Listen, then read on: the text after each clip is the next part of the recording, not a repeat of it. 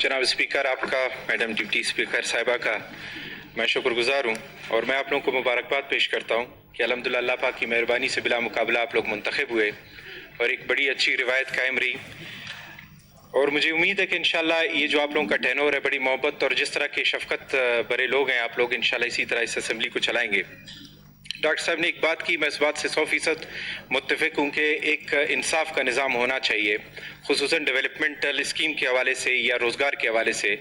तो आज मुझे अपने डिस्ट्रिक्ट एजुकेशन ऑफिसर से पता चला कि गुज़श्ता 5 साल से कोई 57 के करीब प्राइमरी स्कूल खारान के जो है बंद हैं, टीचर्स ना होने की वजह से। तो इससे आप देख लें, अंदाज़ा कर लें कि किस तरह के मुश्किलात का सामना हमारे बलुस्तान के अजला को करना पड़ रहा है। दीगर साथियों ने जिस तरह सैलाब का हवाला दिया, खारान भी इससे अफेक्ट हो रहा है। तो मैं उम्मीद करता हूँ क्योंकि इस फोरम पर, और अभी फ़िलहाल चूँकि गवर्नमेंट बननी है, निगरान हुकूमत जो है फंक्शन कर रही है, लेकिन ये असम्बली फोरम पर एक तरह का मैसेज चला जाए कि हम उस सैलाब मुतासरीन के साथ हैं जिस तरह ग्वादर और मकरान और खारान में इस वक्त वहाँ के लोगों को दरपेश है। तो इंशाल्लाह ये मैसेज चला जाएगा। जो डिस्ट्रिक्ट ऑफिसर्स हैं वो असेसमेंट लगा रहे हैं, उसको देख रहे हैं कि जिस तरह के नुकसानात हुए हैं, आगे इंशाल्लाह मुझे उम्मीद है जो गवर्नमेंट फॉर्म होगी वो एक बेहतर अंदाज में, एक मुनसिफाना अंदाज में इस तबाही से निपटेगी।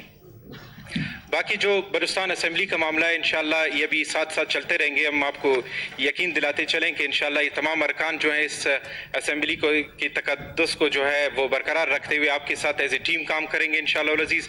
और जो आगे के मरहले हैं इंशाल्लाह ताला आपकी मावनत करेंगे, आपके साथ चलेंगे ताकि बलुस्तान का जो एक रवादारी और एक कबायली कल्चर है वो पूरे पाकिस्तान को ये चेहरा नजर आता रहे इंशाल्लाह। तो इंशाल्लाह आपके साथ मुकम्मल ताउन आपके अराकीन करेगा। Thank you. Thank you. मौलवी नूरुल्लाह साहब।